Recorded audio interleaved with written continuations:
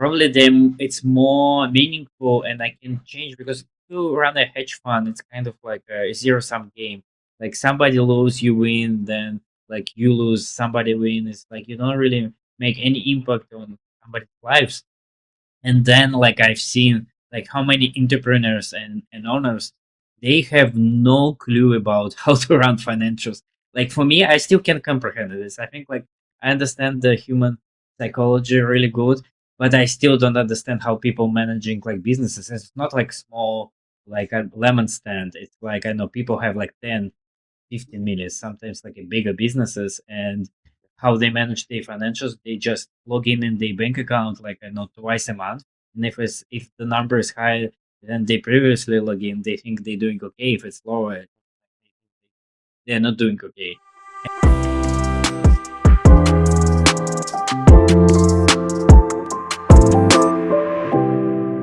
Hello, I'm John Brink, and we are podcasting on the Brink from downtown Prince George, British Columbia, Canada. And for all those people watching us from around the world, you're saying, okay, we know where Canada is in British Columbia on the West Coast, right? Right. And then there's a big city called Vancouver. Where are you, John, in relation to Vancouver? Well, we are 500 miles north of Vancouver, or for our European friends, 800 kilometers. And Prince George is in the center of British Columbia, north, south, east to west. It is a beautiful, beautiful area. Lots of forests, lots of trees. Within 50 miles, 100 lakes. Lots of other friends: black bears, grizzly bears, caribou, deer, foxes, wolves. We call it paradise. Today we got a very, very interesting guest, in particular speaking about finances and financing and all the challenges around businesses, entrepreneurship. His name is Stan Sukhinin, and Stan was originally from Moscow. He came to the United States, had failed dreams, led to helping entrepreneurs to protect their assets and their businesses. And his specialty is in, again, mid sized companies or larger companies, up to $1 billion for that matter, of helping them identifying weaknesses in their structure or opportunities to financing. It's not always just capital and maybe other reasons. That's very special to us. Stan, welcome to the show. Yeah, thank you, John. I'm glad to be here, and I would love to share like, all the knowledge. And I hope like your audience will find helpful and useful. Yes. So, your background, you were born in Russia, I presume, maybe even in Moscow, and then you got a substantial portion, correct me if I'm wrong, of training in finance and finance relation issues. Was that already in Russia or was it elsewhere? Yeah, so I think I'll just like start briefly when I was 15 years old. I'm unlikely many people. I decided very early what I want to do with my life, what I want to do professionally, what I want to accomplish. I really love businesses and I love financials, and I decided that my first job should be at a bank, working in a credit lending department, working with the business owners. I thought like I will see business owners, will see the financials, learn from them how they run the business, and also learn about finance. So and it's what I did. I joined like a mid-sized regional bank in Russia. Then I moved to larger banks like Societe Generale, it's one of the largest European banks. Then Unicredit. I used to work. So I started working with the small businesses with like no accounting, nothing. Then I transitioned to mid-sized companies. Then I work with large companies like 1 billion and more. Yeah, I used to work one year in Vienna, Austria in investment banking. It's really interesting experience. Work with the international team, and then I moved back to Moscow, Russia, and I joined like this one of the largest private banking groups in Russia. And actually, I was one of those people who introduced the mezzanine financing for the audience who this terms not familiar with, it's a kind of like a debt with the equity component for mid-sized large companies, and we actually kind of introduced this financial products for companies and scaled this product to 500 million. I became a senior partner when I was 29, so it was really fast to manage a So, big team of 20 people. so how did you call that again that you introduced the mid-size up to half a billion financing? Yeah, it's a mezzanine financing. It's actually from architecture. It's from Germany. Uh, you probably also see it in the Netherlands as well. I don't know, but it's called the space in the building between two floors, called mezzanine. Sometimes it's Correct. uh the f- Now I got yeah, it. Yeah. Okay. Mezzanine yeah, finance. Yeah, I got you. yeah, yeah, and in a financial world, it's something in between. It's kind of debt, but with equity component. It goes from, correct me if I'm wrong, if you're in a company that is growing fairly fast and is trying to move from one financing structure to the next one, then it would go through the mezzanine financing, the in between one, to give time to structure to the next level. Yeah, yeah, you're right. It's kind of like when you need more financing other than the banks can provide what you have as a senior debt. You can get this mezzanine debt. It's way more expensive than the senior debt, but usually it's less expensive than the equity. And for example, you don't want to dilute your shareholders, and it's a good instrument. And a lot of private equities use mezzanine to structure their deals as well. So, what I find interesting, Stan, is that your education was in Russia to a substantial event, and most of us, including me, although I was born in Holland and lived there till I was born in 1940. Actually, I'm going to be 85 in the next couple of months. I was there till I was 24 or 23, actually, and then my dream always was to go to Canada. We were liberated during the Second World War in 1945 by the Canadian Army. April the 12th, 1945. It made such an impression on me that I always knew from that time forward, when I was only 5 years old, my dream was to go to the land of my heroes, Canada. And so it took me till I was 24 before or 23 actually, before I did. And so my background is then in Holland, and we were always kind of looking towards Russia as, to a certain extent, being afraid of it as Western Europe, and not very well understanding Russia other than the different structures, in terms of government, but never quite fully understanding it in terms of the day to day living, and that in a lot of areas, Russia is similar to what we are doing, as I understand it, in Western Europe and in North America, in terms of businesses now, especially since Putin came in, I believe, and with banking and businesses started switching from being owned by government to becoming more private, and there must have been a lot of change that happened financially to opportunities and building businesses and opportunities for entrepreneurship. Yeah, I think like if we look the longer horizon, what happened after the Soviet Union collapsed, like we went actually through two waves. The first waves was like democratization and privatization, and then most of the government companies were privatized, and they became private owned companies. It took a while. It's like 5, 6, 7 years. like, and there was still some part of the sector that stayed at the government level. But then I think after the 2000, 2014, we kind of like went backward. So we start like the government role in the economic and financial sector increase every year, and I think it's still increasing. Like the government role and government regulation is increasing every year. It's kind of like a mix. I would say it's probably close to what we have in China. You still have a private market, you still have a private companies, you still have a competition.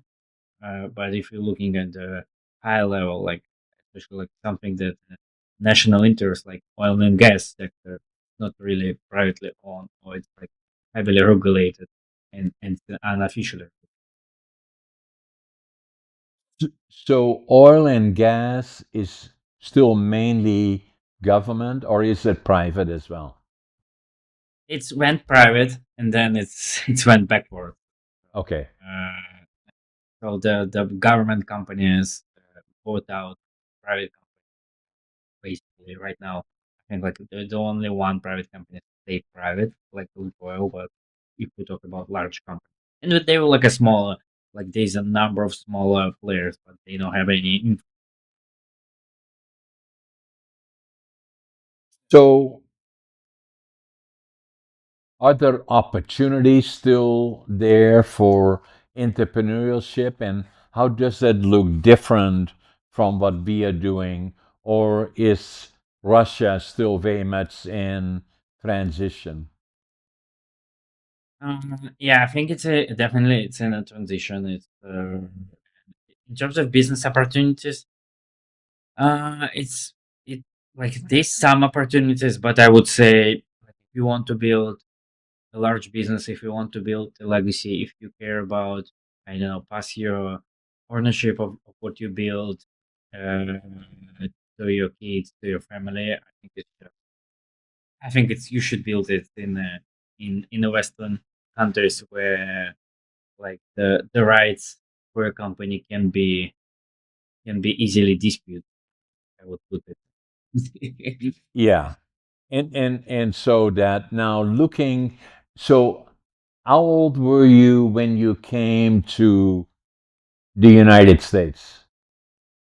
Yeah, it's a great question. So I was working on this mezzanine fund, and then I kind of like was thinking that I want to start my own investment fund, hedge fund. I was reading books about like Warren Buffett, all these hedge fund managers, and I was dreaming to start my hedge fund. And I know, like yeah, and I know that the New York is the best place for this. So I decided to leave my full time job, take my family, and just move to New York, start my hedge fund. And yeah, and it just happened before the pandemic. Like I moved in August 2019, just like 8 months before that. So all the money that you had set aside, $150,000, you kind of lost it all, and now you had to start from the bottom up again. Yeah, it was a very interesting personal challenge and journey for me because I moved there. I start working to open a hedge fund. Like I couldn't open for like many reasons. Like for if you have a Russian passport, it's hard to open even a bank account, especially for investment fund. Like we managed to do this, but then already was we were in a pandemic. We couldn't scale this hedge fund. It was one reason, and another reason, I think I realized that it's not the business. First of all, it's kind of like it's super hard. There's a number of factors that like large asset holder managers like Fidelity, Vanguard, they eat out the market share of like a smaller active participants of the market.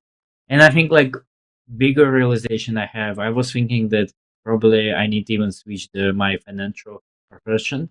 And then I had a call from my new friends from New York, and his father was fundraising for his startup. They sent me the financial model and the presentation and say like, can you look, just give your opinion? You have this experience in financial.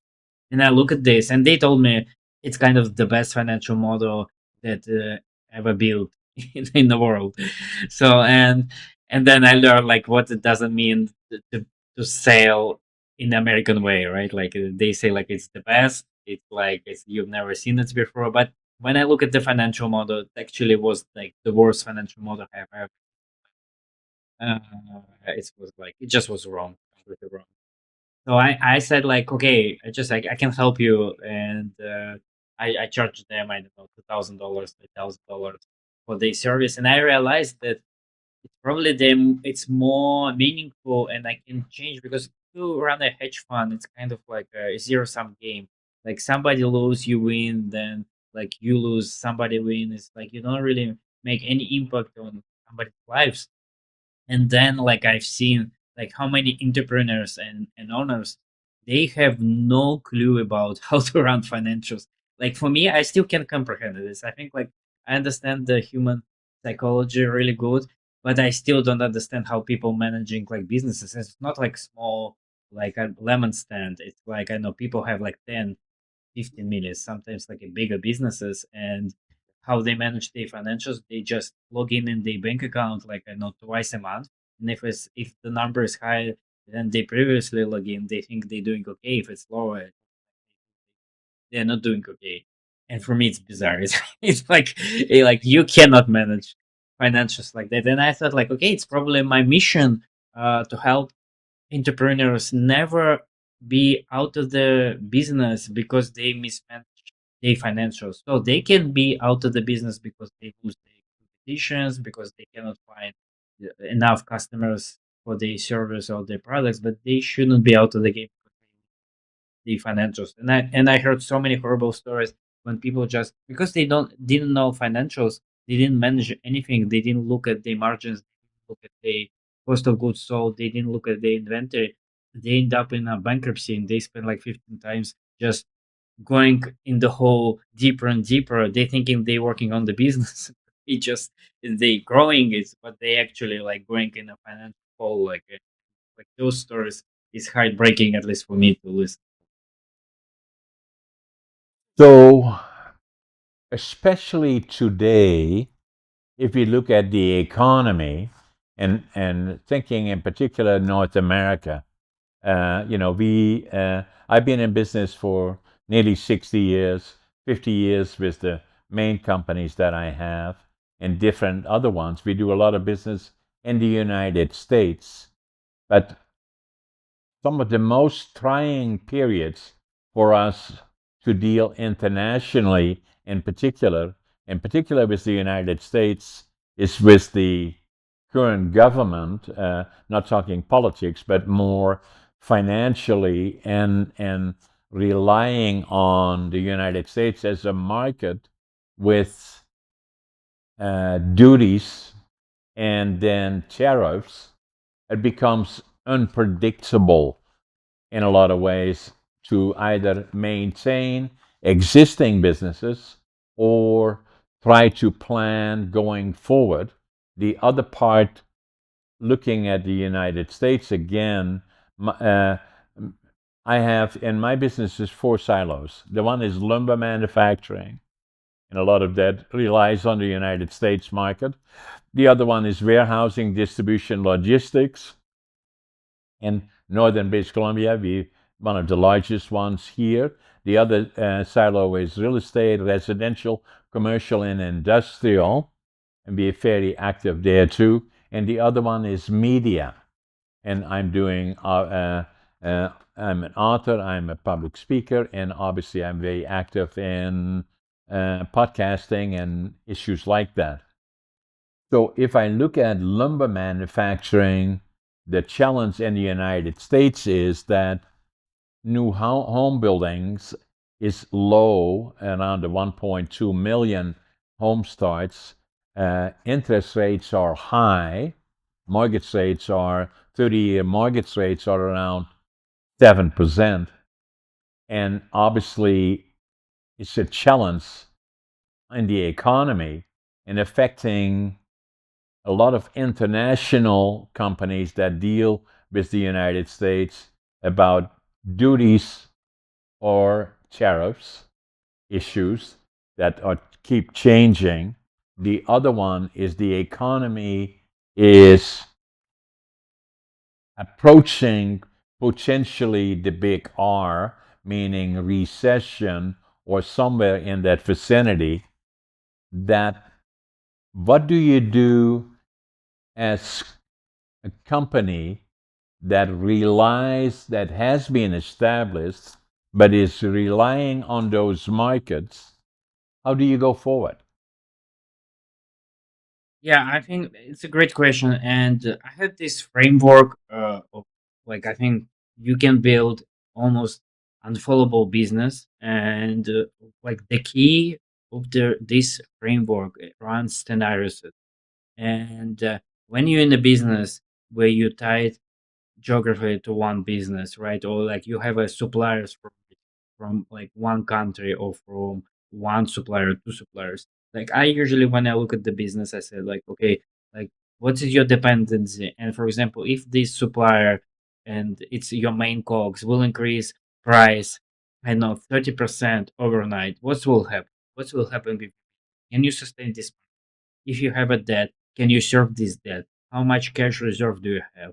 Like what's like I play these scenarios and I love to play these scenarios because when it's happened, like I say like okay, we probably don't need to do something or we can do something to prepare, but at least you're not in a dump in this kind of like limbo in like in a freezing, like you don't know what to do. Like when you play scenarios and let's say okay, you have international trades, trade with different countries, like tariffs can happen as we learn right now, right? And like you can play this scenario and see okay, what's gonna be with your financials if you export and now you need to pay a higher price, like is it going to be competitive, is it like what's the market, how it can impact your revenue, and for me it's the most important. As a result, if any of your financials deteriorate, like can you sustain it, can you pay the salary to your people, can you meet all your expenses, can you meet your debt if you have.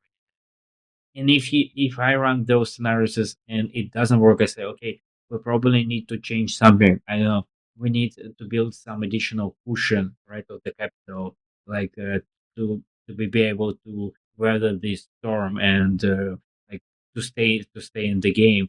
Or like, for example, in your example, I understand like like the US is the biggest market, right? Like you can substitute it and the transportation cost and so on, but yeah, I would look on another markets and let's say how we can diversify our portfolio not to be so dependable, and it's probably one way to go. And yeah, and just like if tariff stays here, you just need to embed it in your financial forecast and just look at this and understand how it's going to be on a long term. Yeah, it's always, yeah, if you look at companies that are just beginning, or if you have entrepreneurs that aspire to finding opportunities, then usually during a downturn or when there are challenges, that also means there is opportunity.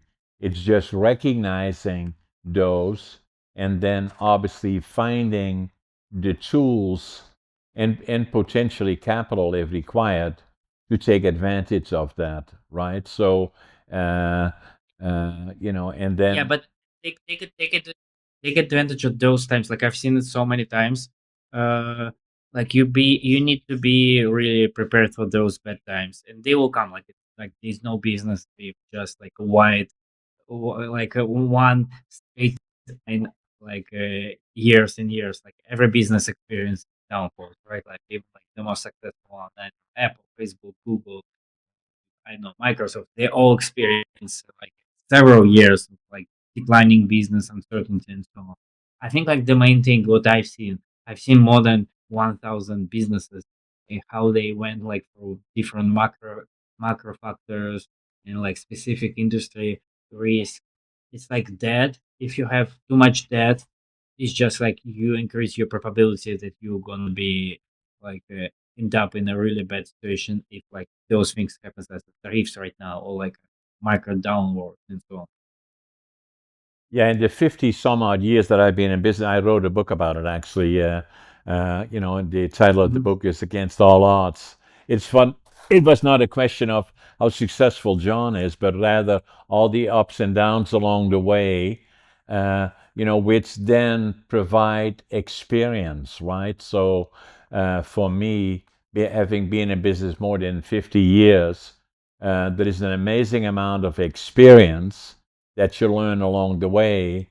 But then again, there are situations that even I have never seen before, as what we see now internationally is like any business, large, small, anytime you lack stability or predictability and uncertainty, capital doesn't like that. Neither does businesses. And so it becomes then more of a challenge. So, for your business in particular, advising people looking at their companies or their entities as to where are we today, how do we protect us else from going forward, you obviously get a lot of clients. Yeah, yeah, and my main role. It's my kind of, main advisory role, to, like, help them to understand, especially if it's like it's bad. Like, for example, e-commerce, they really in a bad shape right now. A lot of them tied to the China. They need, like, urgently to justify the supply chain. They need more capital urgently, a lot of capital more to finance the inventory and keep the business. So yeah, it's like, and but I think it's part of the business. I think if you like stability, I think it's better to find a job in a pension fund or somewhere, right? It's like I think like most of the people emotionally and mentally are not prepared, like, to be in the business, because it's like a roller coaster all the time. Like it's never stable. It's just the nature of the business. Is like you dealing with the all ups and downs, and Yeah, it reflects, I think, our life. yeah, and I agree. And there's some people that think that being in business, that you spend all your time planning holidays and bringing money to the bank. I say no, that's not what it is. It is just the opposite, actually. How to deal with uh, recognizing opportunity and downturns, finding ways and means of surviving and adjusting the model to deal with circumstances to go forward. Yeah, I think it's how the founder of Coinbase said, like, the business is about. I think he said about startups. It's just going from one upset to another, one issue to another all the time. With, like, I think, like, with un unrelentless, like, optimism.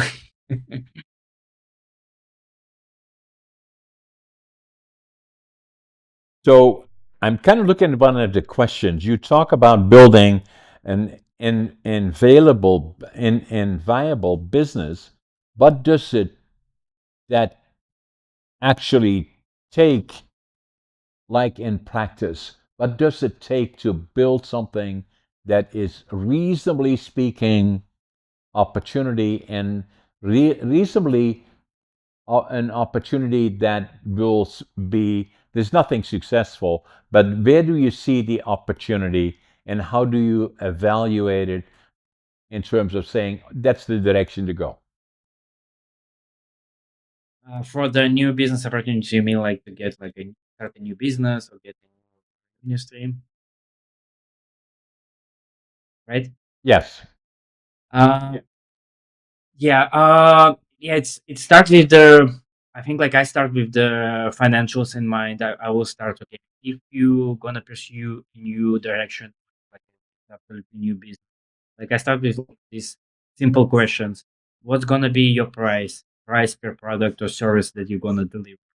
What's your direct cost associated to deliver this cost of with this cost of product or like a service? Then we have like this gross profit margin and the gross profit, and then, okay, what's gonna be like overheads that you need to build, and then, okay, like what's the potential, like how you can get reach, like how many customers you're gonna reach, how many products you will sell to each customer, and how you can earn, and then kind of try try, try to approach with the conservative mind, because like I've seen it all. It's usually like whatever you put in your financial model, in your business plan or forecast, it doesn't work like that. And I think the most important, how to get clients, how you get like your first client, how you get like your 10th clients, because like when you put some numbers, like I know I will get like a 1 million within the first like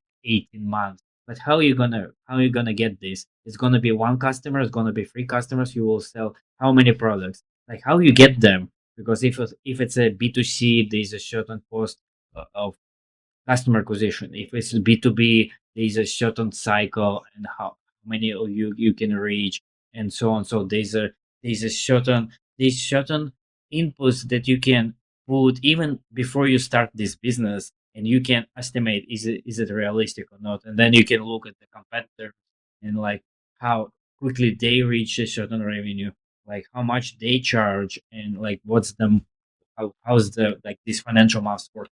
I think it's was going to be like my first question.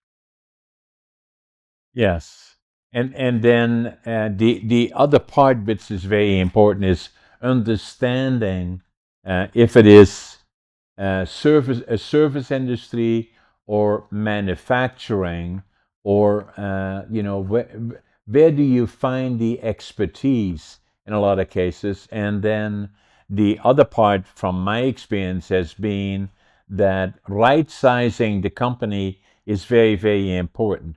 If you don't right size, then steps up will become more difficult a lot of times because it is more cost, more eff- efficiency that is required. And if it is in the awkward states, it probably has too much overhead, not as much revenue, then you have to go higher. But it means more expertise is required, which a lot of times is difficult to find.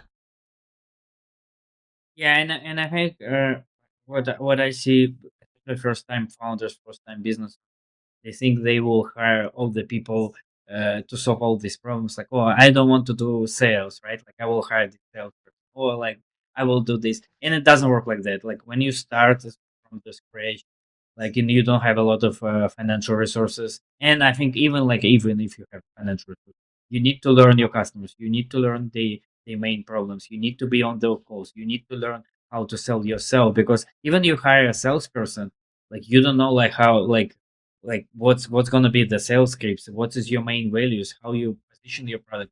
You have no answer on those questions, and I don't think, and like salesperson is very simple, it's like they don't solve all these issues for you. They don't know how to position your new product. It's kind of like I think like especially first time founders think that if they hire a person they will solve all their problems. It's not the case.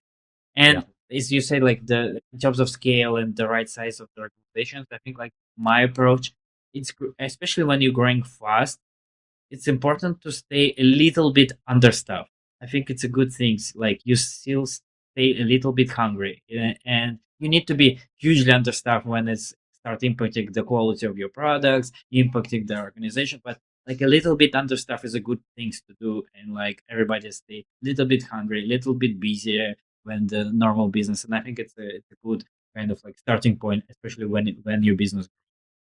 Yeah, the other part I believe, Stan, is very important that especially when you start out and you do a lot of communicating with either a client base or lenders or interaction is very, very important. I wrote a book about that actually. I have a number of books that I've done. This is my fifth one that is coming out in July. And this is a copy of the book, is about communication skills are extremely important.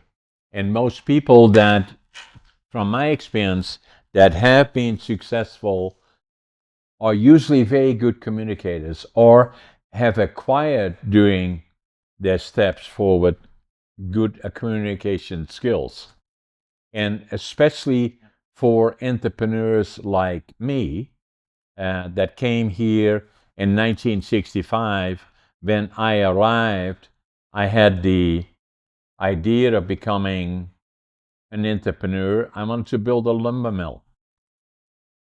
But I started with nothing. I had a suitcase, 3 books, 2 sets of clothes. Arrived here in July of 1965 in Montreal. Took the train across Canada, 4 days, 5 nights. My God, that is a long way. And then in Vancouver, went to the immigration office. Couldn't speak English.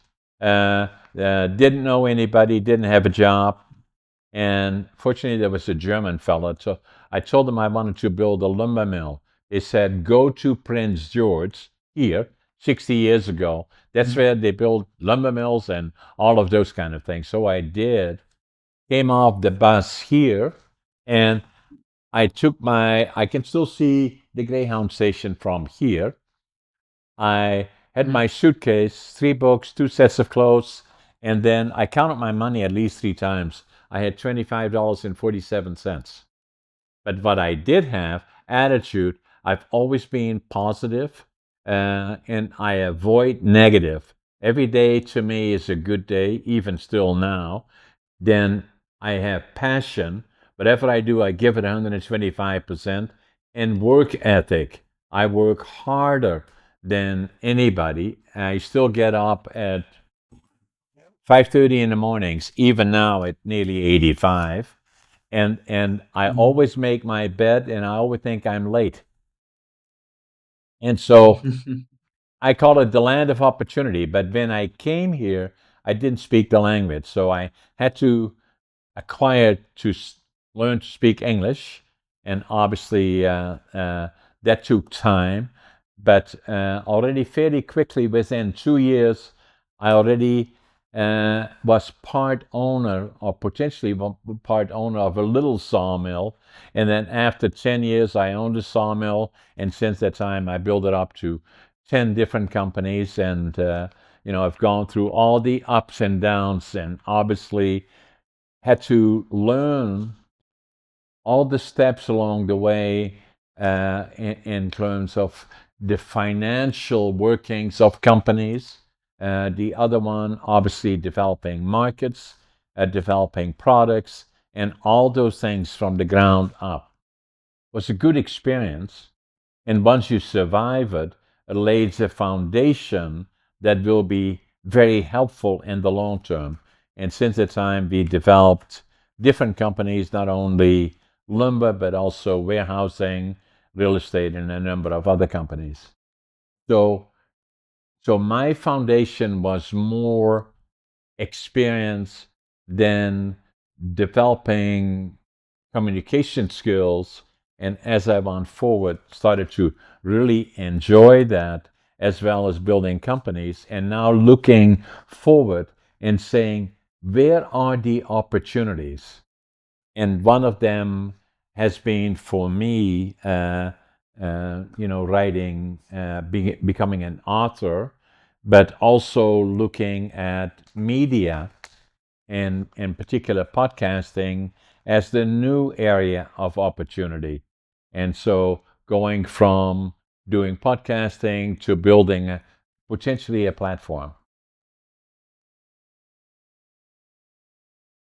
Yeah, yeah, it makes total sense right now, especially given the AI and everything. I think the storytelling, personal story, communication is gonna be even more important. I think it's how you get the customers, how you communicate your difference, and I think it's gonna be even more important because everything else is gonna be commoditized by the AI. AI will produce very everything like the marketing, the copywriting, gonna be very kind of like AI-ish, and like the personal story only can distinguish one company from another, one product.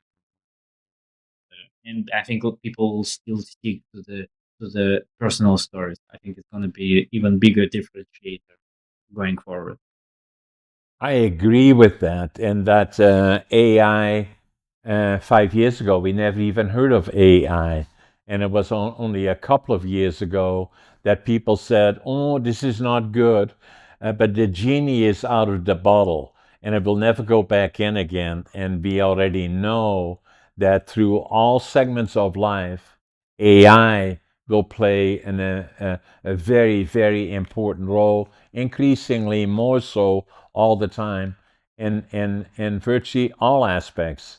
If I look at my business in manufacturing, AI will play a major role, and in all the things that we are doing, AI will be part of that to the same extent that computers were, about 40 years ago in the early 80s. And, it is just the evolution. And it's interesting from my perspective at nearly 85, that when I first came to Canada here in 1965, I used to send telexes or signals to my parents in Holland that in letters that would take probably a couple of days before it got there, and then it takes time to get the message back. That since that time, obviously, a whole lot of things have changed. Where with my iPhone, I have one here, you know, which is my computer for all intents and purposes. One push on the button, Yeah. I speak to somebody in Europe. No matter what language, I can translate on the fly virtually, and so everything has changed already from that perspective. Emails, all of that, and add to that the transition that we are now part of. It is all the information that we can see on a daily basis, and then you and me sitting here talking about business in a general sense. We never met before, but other than doing this particular podcast, and at the same time, we know like the power of that conversation is that on YouTube in particular, I think I'm close to 1 million subscribers on YouTube, which likely means I'm not bragging about it, but that likely means that another million will likely watch on the other platforms, including once we share this with your uh, guest on your platforms. It is amazing how the communication concept have changed from newspapers to news media to podcasting, becoming one of the major platforms with YouTube and all the other major medias to a certain extent, Facebook and on and on and on.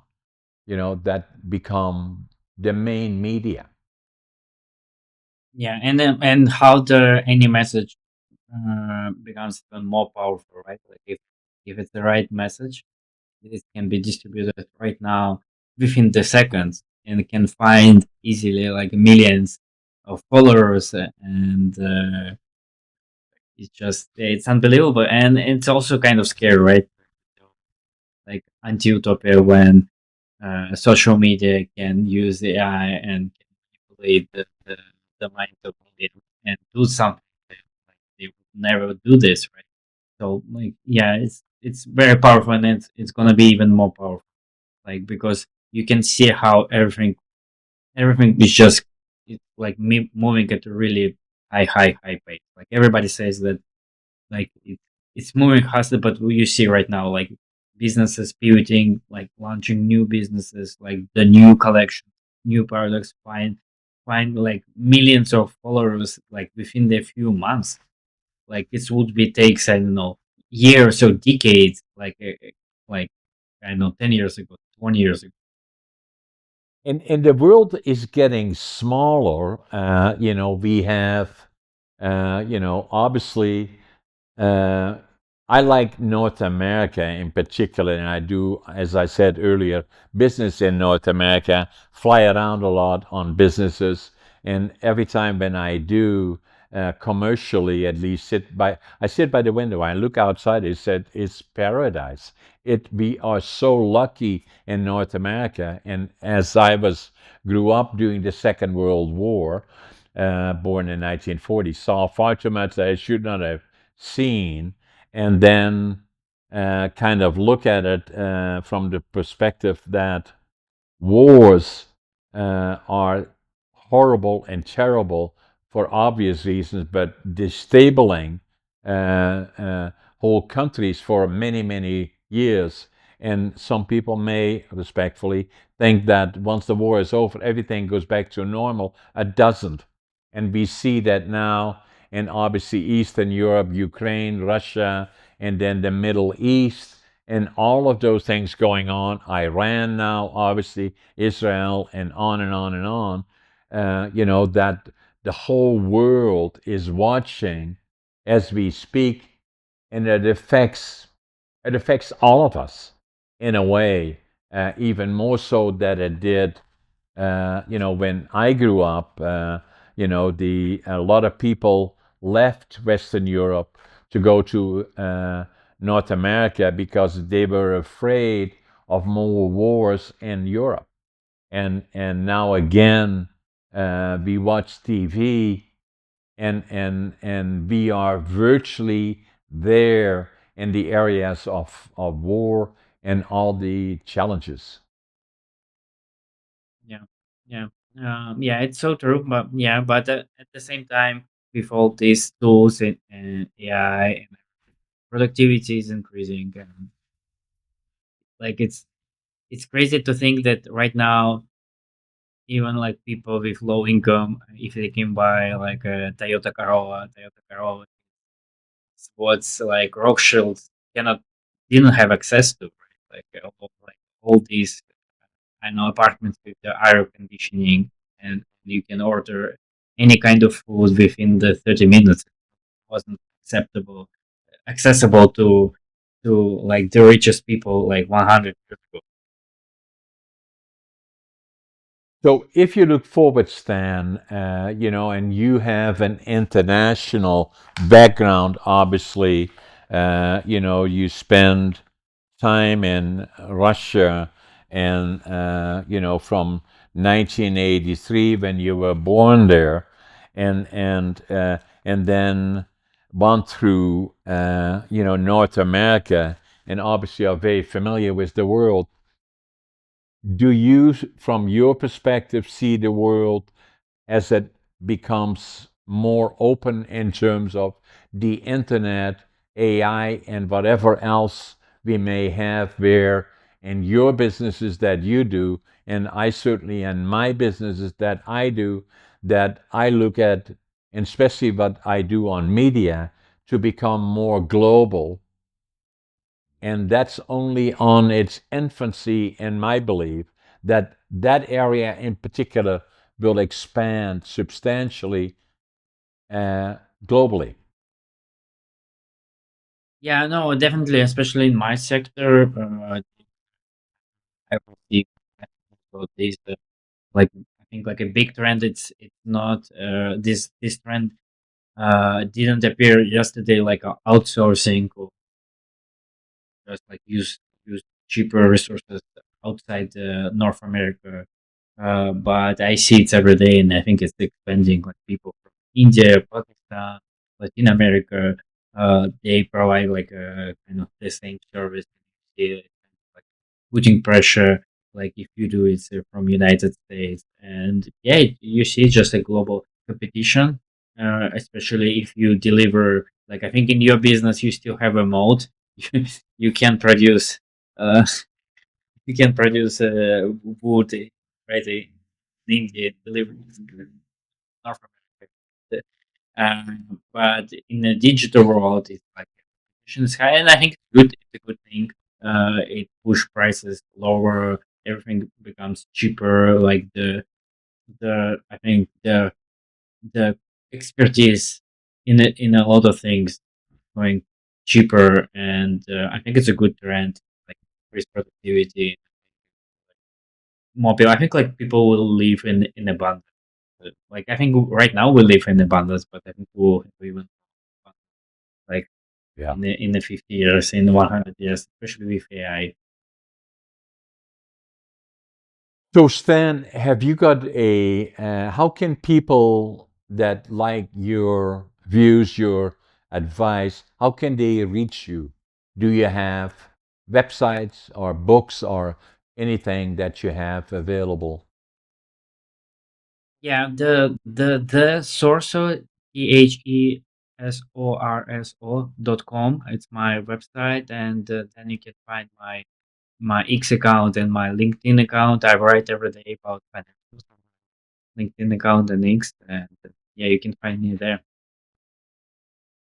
Excellent. And then for all the people watching us, subscribe to us, share it, and like it, and with others because it will encourage us to have more expertise in all kinds of different fields and all kinds of different issues on our website. And again, Stan, thank you very much for being on my podcast. And let's say stay in touch.